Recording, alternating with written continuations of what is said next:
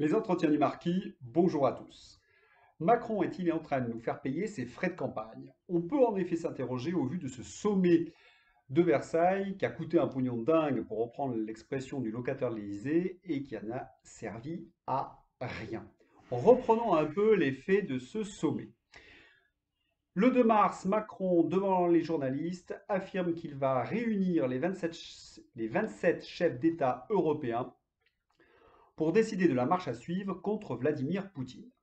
Pas un journaliste n'a réagi, et pourtant ils auraient dû, c'est un fake, puisque ce sommet de Versailles n'a pas été décidé le 2 mars, il a été décidé bien en amont, bien avant l'invasion de l'Ukraine par la Russie. Il avait d'ailleurs pour objet de réfléchir à un modèle européen de croissance et d'investissement pour 2030. Macron a malgré tout changé l'ordre du jour, alors on va le regarder, cet ordre du jour. Il veut une réflexion sur la hausse des prix de l'énergie et des matières premières, trouver des moyens pour être résilient. Alors je voudrais revenir sur ce mot résilient. Résilient, cela signifie supporter le choc. Mais qui supporte le choc de la hausse des matières premières et de l'énergie? Eh bien, ce sont les Français. Ce sont les Français qui sont en train de se serrer la ceinture. Et s'ils se serrent la ceinture, c'est tout simplement parce que Macron et les autres présidents qui se sont succédés n'ont pas fait les investissements nécessaires sur le plan énergétique. On se souvient d'ailleurs que Macron a fermé Fessenheim, la centrale nucléaire, et nous en payons durement le prix. Quant aux produits agricoles qui augmentent, je rappelle que la France importe massivement ses produits agricoles alors qu'elle a été pendant des siècles le jardin de l'Europe. Bref, nous payons l'incompétence de nos chefs d'État et surtout leur corruption vis-à-vis de cette Europe qui nous a imposé un modèle de libre-échange qui est en train de nous ruiner. Nous sommes en train de payer la facture de 20 ans d'incurie et d'européanisme. Le deuxième axe de réflexion portait sur la souveraineté européenne. Alors, je ne vais pas m'attarder dessus parce qu'il n'y a pas grand-chose dans le bilan final. C'est généralement un acte que l'on met pour faire joli. Donc, je n'y reviendrai pas, surtout que les décisions sur la souveraineté européenne sont réservées à un prochain sommet. Par contre, le gros, c'était l'adhésion à l'Union européenne et à l'OTAN de l'Ukraine, de la Géorgie, de la Moldavie, et surtout de prendre des sanctions contre la Russie. Macron, à ce titre, annonce décision historique le jour du sommet. Décision historique.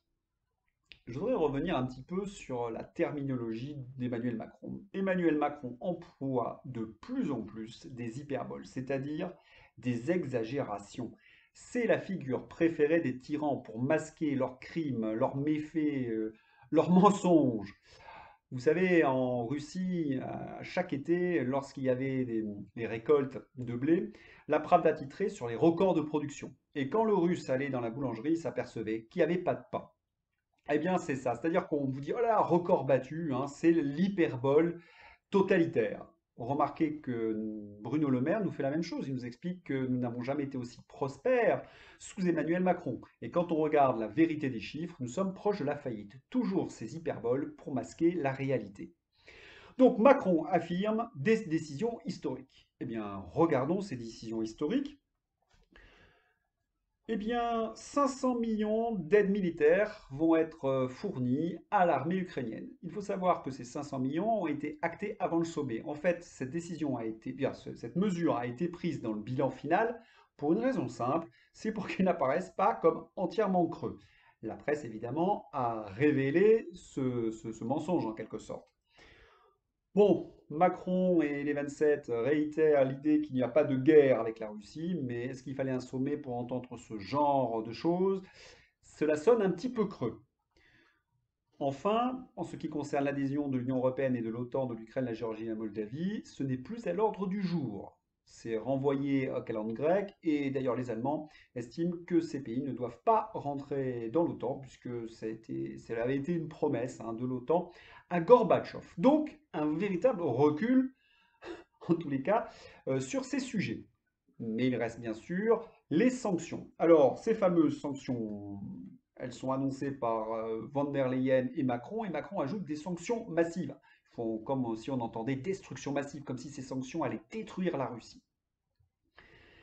Mais quand on regarde un petit peu quelles sont ces sanctions, on ne sait pas et nous ne pouvons pas entrer dans les détails. Et pour une raison simple, c'est que les Allemands se sont opposés à des nouvelles sanctions.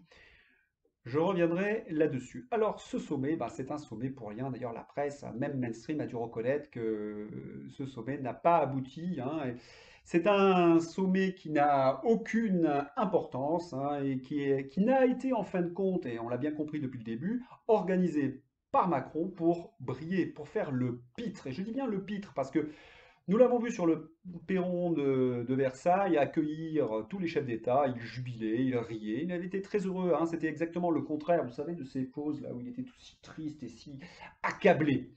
Ensuite, nous avons vu les 27 organiser des gueuletons, hein, dans la grande salle à Versailles, et certains journalistes se sont intéressés au coup. On n'a pas exactement la facture, mais elle est très importante.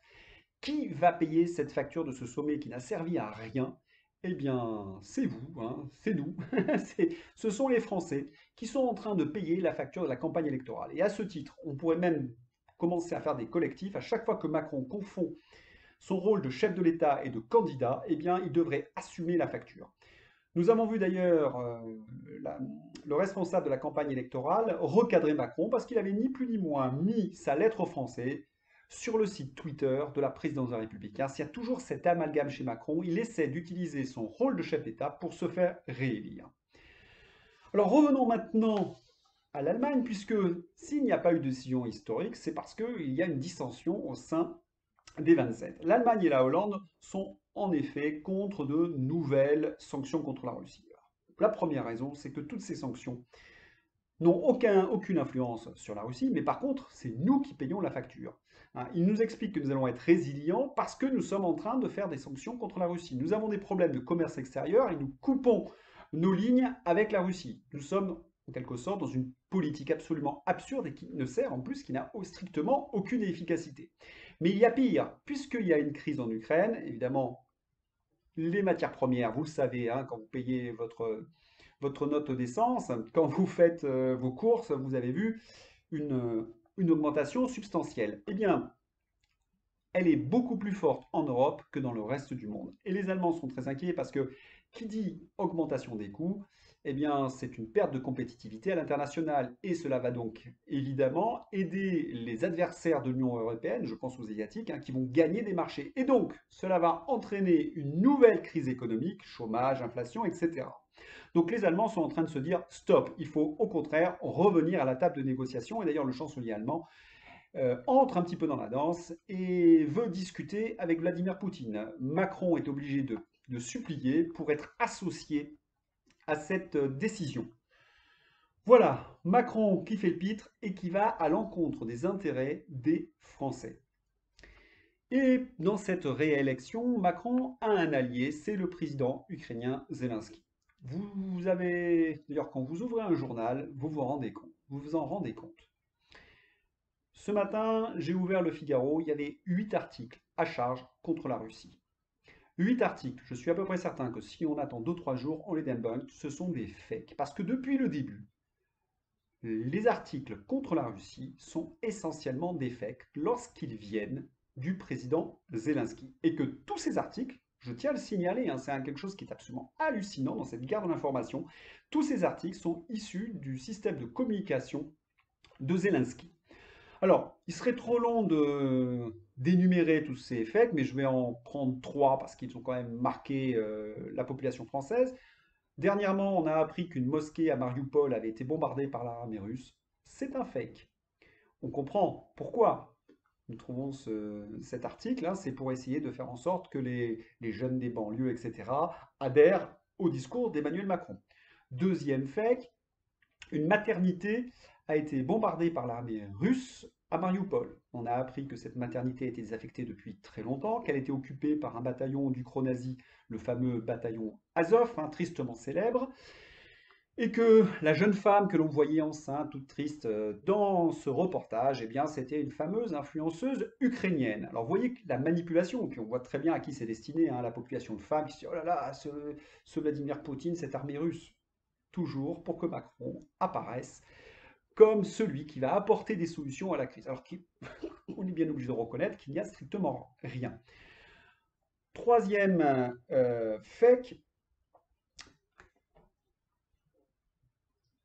la fameuse centrale nucléaire qui aurait été attaquée par les Russes. On a appris que c'était faux. Il y avait bien eu un combat autour, mais que ce n'était pas l'armée russe hein, qui avait bombardé la centrale nucléaire. Ça avait été instrumentalisé et d'ailleurs, les Russes ont pris en charge cette centrale nucléaire. Donc, à chaque fois, il y a manipulation de l'opinion française à partir de ces articles. Je ne parle même pas de la population mondiale parce que je trouve les mêmes articles à la une de l'Australie, des journaux australiens. Mais le fait que les journaux français reprennent ces articles sans aucun recul nous prouve en quelque sorte que Zelensky est l'allié de Macron. D'autant plus que nous avons vu un film où Paris est bombardé par l'armée russe. Alors là, celui-là, je trouve assez étonnant que l'Ukraine finance ce type de choses destinées à la France. C'est-à-dire qu'on va, au niveau de la complicité, c'est XXL. Hein, et il faut absolument dénoncer ce genre de choses parce que nous ne sommes pas informés de la réalité du terrain en Ukraine. Ce matin, je me suis dit, ben, allons voir un petit peu pour faire l'équilibre avec la presse française, allons voir la presse russe, je tape RT France et Google m'interdit d'avoir accès à ce site alors que je suis en Australie. C'est-à-dire que nous n'avons pas accès aux informations russes, par contre, nous avons accès essentiellement au point de vue ukrainien. À tel point d'ailleurs que certains journalistes s'en émeuvent parce qu'ils disent on ne peut plus comprendre la réalité du terrain. Alors ils parlent de guerre de l'information, mais normalement un journaliste, son rôle c'est de débunker, c'est de dire bah, cette information elle est vraie, elle est fausse. Là, nous n'avons rien. Ces informations nous sont balancées de manière brute avec des commentaires de journalistes faisant croire qu'elles sont vraies. 3-4 jours plus tard, sur les réseaux sociaux, ou quelques journalistes un petit peu indépendants nous disent bah, attention, c'est n'importe quoi, mais vous ne verrez jamais à la tête de ces journaux un quelconque correctif. Donc Zelensky est bien le complice de Macron, et Macron se sert de Zelensky pour être réélu. Nous sommes véritablement dans un système de propagande que nous avions déjà vu, puisque nous avons à peu près les mêmes personnes, lors de la crise du Covid. D'ailleurs, Macron, lorsqu'on lui pose la question à l'issue du sommet, qu'est-ce qu'il pense, hein, quel est son sentiment de cette crise, il nous dit qu'il est très inquiet hein, et très pessimiste. Et là, il s'adresse évidemment à la population française. Il faut absolument dramatiser. L'intérêt de Macron, on a bien compris, c'est que cette guerre dure le plus longtemps possible. Par contre, quand la presse étrangère lui demande son sentiment sur la guerre, il est très optimiste. Alors pourquoi ce changement de ton? Et d'ailleurs, il s'est fait attraper par Quotidien en l'espace de quelques secondes. Bah, pour une raison simple, c'est que il y a énormément de négociations et que les Allemands et puis d'autres pays, on a vu le Premier ministre israélien Bennett, mais on a vu aussi Erdogan en Turquie, on a vu toute une série d'intervenants qui, qui font pression sur Zelensky pour qu'il accepte d'entrer à la table de négociation et de trouver justement un accord pour le cessez-le-feu. Mais Macron, il nous cache ces informations-là. Il nous cache. Il faut la gaffe de notre chef d'état-major qui nous explique qu'il faut s'attendre dans les prochains jours à un effondrement de l'armée ukrainienne pour qu'on ait un peu une idée de ce qui se passe sur le terrain. Parce que moi, quand je regarde les journaux, j'ai l'impression que tout va bien pour l'armée ukrainienne et que tout va mal pour l'armée russe. Une désinformation XXL. Voilà, Macron instrumentalise la guerre, nous fait payer la facture, parce qu'il a trouvé ce moyen pour s'abriter des critiques, hein, et des critiques légitimes, puisque son bilan, pour reprendre un mot d'un comique, c'est plus un bilan, c'est un casier judiciaire. Dernièrement, un journaliste du Time a été tué, alors on ne sait pas exactement par qui, c'était un checkpoint. Évidemment, la presse européenne a accusé les Russes, mais c'est beaucoup plus compliqué. Et Macron s'est fendu d'un tweet où il nous a expliqué qu'il défend la liberté d'informer. Comme le dit si bien Philippe Murer, ce sont les propos d'un psychopathe, parce qu'il a fermé des organes de presse qui nous permettaient d'avoir un équilibre de l'information. La presse aux ordres nous donne essentiellement le point de vue des Ukrainiens, et ce type-là nous explique qu'il est pour la liberté d'informer. C'est monstrueux. Enfin, je voudrais juste terminer sur un conseil de lecture, La Garde blanche de Bulgakov, qui explique ce qui se passe en Ukraine en 1918-1919. Et si vous lisez le livre, vous vous apercevez qu'on n'est pas loin de la réalité d'aujourd'hui. Bref, si vous avez aimé cette vidéo, n'hésitez pas à la liker, à vous abonner aussi, ça fait toujours plaisir. À bientôt pour une nouvelle vidéo des Entretiens du Marquis.